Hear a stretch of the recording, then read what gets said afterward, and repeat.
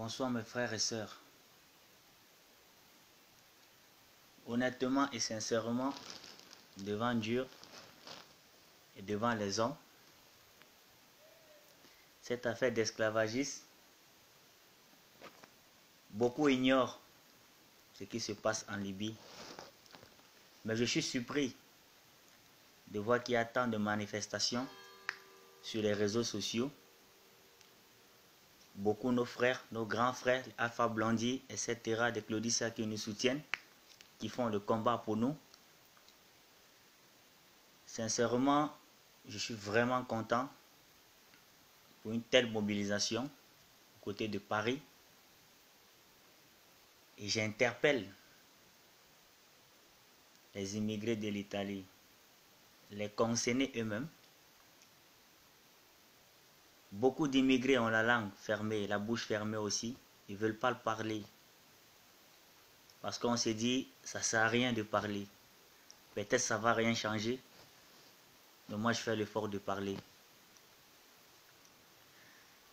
Vous avez peut-être vu les vidéos de la ventre de Black. Mais ça, c'est très tard. Vous n'avez que vu juste une petite partie. Vous n'avez que vu les vidéos de 2016, de 2017, pardon. Où sont passées des vidéos de 2013. Où sont passées des vidéos de 2012. Où sont passées des vidéos de 2014. On ne vous montre pas ça. La ventre de Black, ça fait mal, c'est vrai. Mais croyez-moi, il y a pire que ça. Si je dis qu'il y a pire que ça, c'est parce que moi qui vous parle, j'ai été vendu et je sais ce que c'est que la Libye parce que je sors de la Libye.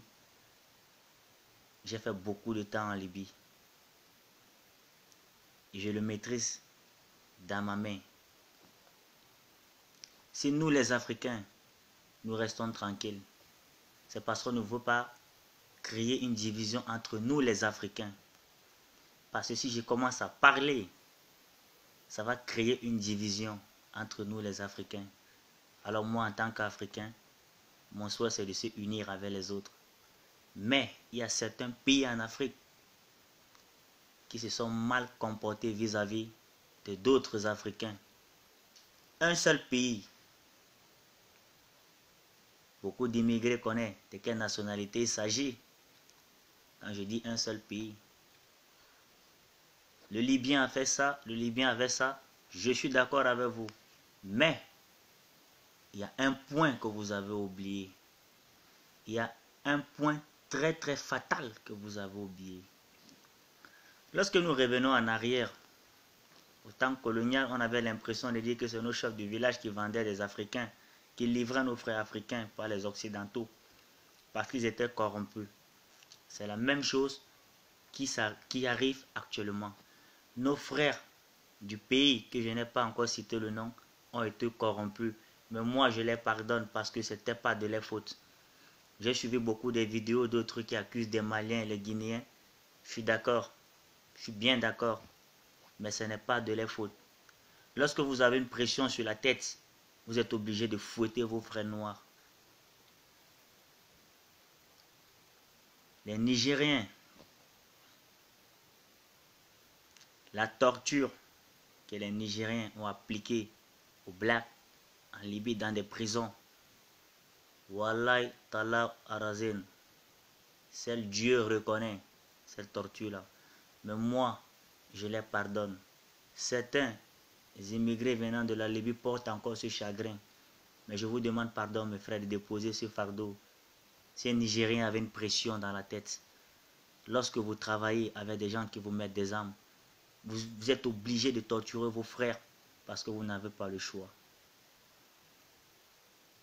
La Libye, ce n'est pas un pays facile.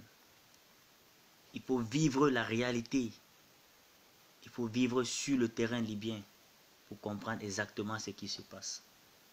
Moi, j'ai été vendu à 150 000 francs CFA dans la ville de Sabah, que beaucoup connaissent. J'ai travaillé pendant 6 mois dans le champ Avec la grâce de Dieu, je me suis enfui. Mais je n'étais pas sauvé. Je me suis déchargé d'un fardeau pour embrasser un autre fardeau. J'ai fui de Saba pour Bengualit. Beaucoup connaissent. J'ai été kidnappé par un groupe de rebelles. Et le chef des rebelles s'appelait Abdou Karim. Pour ceux qui sont passés à Bengualit, connaissent bien cet homme. Cet homme peut détenir près de 350 femmes africaines, à là où je vous parle. Les hommes, je ne peux pas compter. Des chicottes mentionnent très bien, des courants électriques sur votre corps. On était près de 1000 et quelques personnes. Je suis Abdou Karim. Par la grâce de Dieu, je me suis évadé seul. Ça, c'est en 2016. Pendant le carême 2016, je m'évade seul. Comment je fais pour m'évader? Nous n'avons pas droit à voir le dehors pour uriner. Mais parce que je parle l'arabe, ça m'a donné l'opportunité d'aller faire des selles à l'extérieur. Et j'ai profité de ces selles pour m'enfuir avec des âmes qui me poursuivaient. Je n'ai jamais couru. Cette nuit-là, j'ai vraiment couru. Et je crois que c'est... S'il fallait nommer même ou me donner un trophée, j'aurais dû bénéficier d'un trophée pour la course que j'ai faite. Parce que je sauve ma tête. Quand j'arrive à l'extérieur, je ne peux pas aider mes frères qui sont à l'intérieur. Je ne peux pas me plaindre chez quelqu'un. Tous c'est le même panier. Lorsque les ONG viennent regarder des blacks dans des prisons, on vous habille en ensemble Adidas pour donner l'impression que ça va, vous allez bien dans une prison. Il n'y a pas un immigré qui va parler, tu es mort. Ils arrivent dans l'intention de vous déporter et ne vous déportent jamais. Il y a un business entre les organisations mondiales et la Libye. C'est un jeu trop facile. L'armée maritime de la Libye qui est censée vous soutenir, qui est censée vous donner l'hospitalité en vous déportant dans vos pays respectifs, ce même armée maritime vous récupère dans l'eau et vous revend à d'autres rebelles qui vous torturent et qui vous fait venir de l'argent par vos familles. Je fais la prison en Libye 5 fois. Pourquoi? En traversant la mer Méditerranée, on te prend dans l'eau. C'est le pire cauchemar de ta vie qui commence. Tu n'as pas de moyens même pour manger. Tu sors dehors pour te défendre, on te kidnappe. C'est pas facile. Alors s'il faut commencer à citer les nationalités en Libye qui ont fatigué les Noirs, précisément comme moi, on ne peut pas s'entendre. Mais cette Noir-là, ils ont été utilisés par la barbarie libyenne avec des armes. C'est le seul pays au monde que moi j'ai vu. Il y a le marché des armes. Chaque vendredi, dans les carrefours, on vend des Kalachnikov à 150 dinars. C'est en Libye. Les jeunes filles, si vous voyez nos sœurs en Libye, la manière auquel on torture les sœurs. Avec la prison des Rastas, on vous déshabille, vous les hommes. On te demande, toi, un homme, de coucher ton frère, ton pote que tu manges avec lui, tu dois le coucher. Si tu ne le fais pas, mon frère, tu n'as plus de jambes. Casse tes pieds avec des armes. Nos chefs d'État africains, vous restez tranquille, la bouche fermée. La petite vidéo, rien que la petite vidéo que vous avez vue, qui fait mal, qui me fait mal, a fait flipper déjà le monde. Si on vous montre la réalité normale, ça risque de déclencher la 3e guerre mondiale. Mais nous n'avons pas de téléphone en ce moment pour filmer tout ce qui se passe. Il y a pire que vendre les blacks en Libye. Il y a plus que ça. Il y a pire plus que ça. Quand je dis pire, croyez-moi, je vais faire la Libye, de l'entrée jusqu'à la sortie. L'un n'est plus à l'amusement, il n'y a même pas une seconde à perdre. Les Libyens ont des prisons privées. Ça veut dire chaque Libyen, il a conçu sa prison privée. Il peut attraper 15 ou 20 ou 40 blacks. Ça dépend de la dimension de sa maison, de la prison qu'il a conçue. Et vous enferme, vous contrôlez l'argent. On ne parle pas de ces prisons-là. On ne parle pas de ceux qui sont kidnappés dans des prisons privées.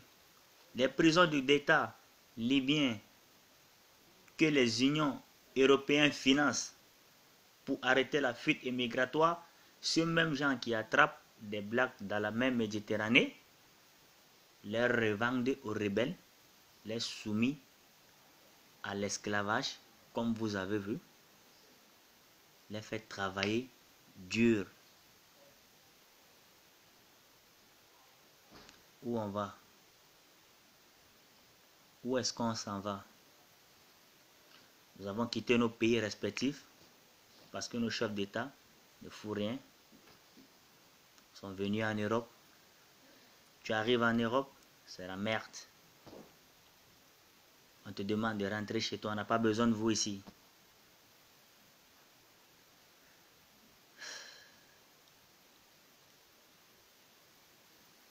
Un jour,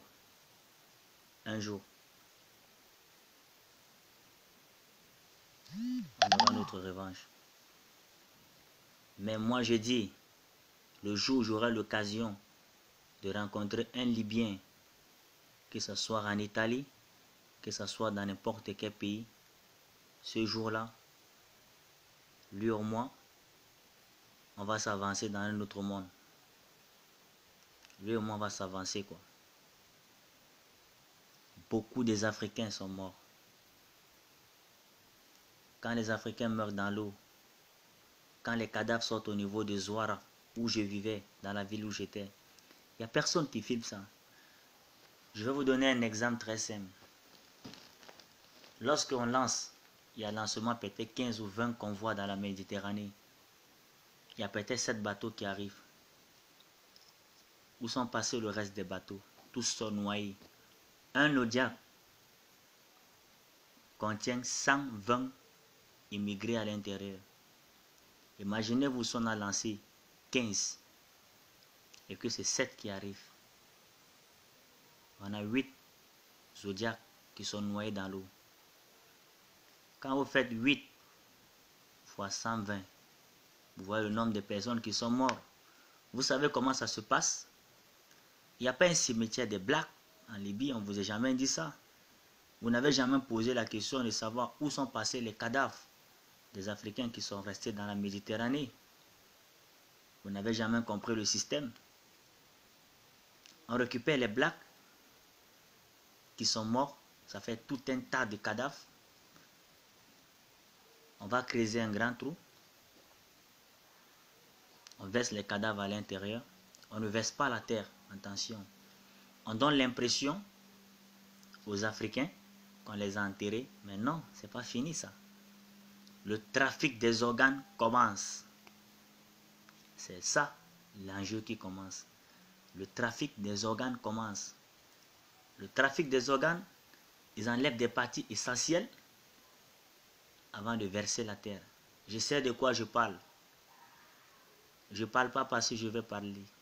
Je parle ce que j'ai vu, ce que j'ai assisté. J'ai fait beaucoup d'années en Libye. Je connais de quoi il s'agit. Le trafic des organes commence.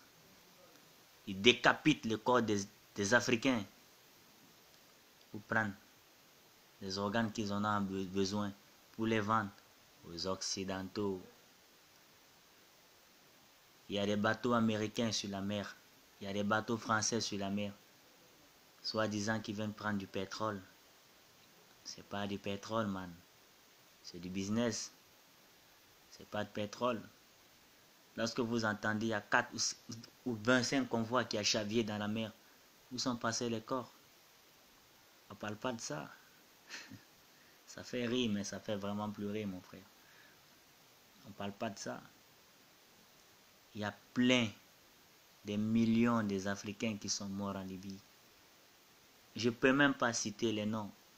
Certaines familles pensent que les enfants sont en Europe, mais c'est maïs, man. Tu ne peux pas parler parce que tu vas touffer la famille. Il y en a plein. Les mêmes Libyens qui vous kidnappent, qui vous vendent dans l'esclavage, quand vos frères meurent dans la Méditerranée, ils vous utilisent d'aller nettoyer les plages.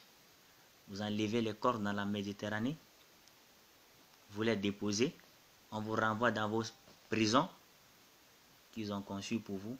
Les corps les appartiennent. C'est fini, il n'y a plus de suite. Tu n'es pas en possession d'un téléphone, tu n'es pas en possession d'un réseau social pour annoncer au moins la famille de ces derniers. Il n'y a rien, tu ne peux rien faire. Je suis Camerounais. J'ai perdu beaucoup de mes amis. À l'heure où je vous parle, beaucoup sont en prison. Des prisons que même des chefs d'État africains ne peuvent jamais retrouver dans les sous-sols. Il faut quelqu'un qui maîtrise le terrain. Il faut quelqu'un qui connaît le terrain pour citer ces prisons-là.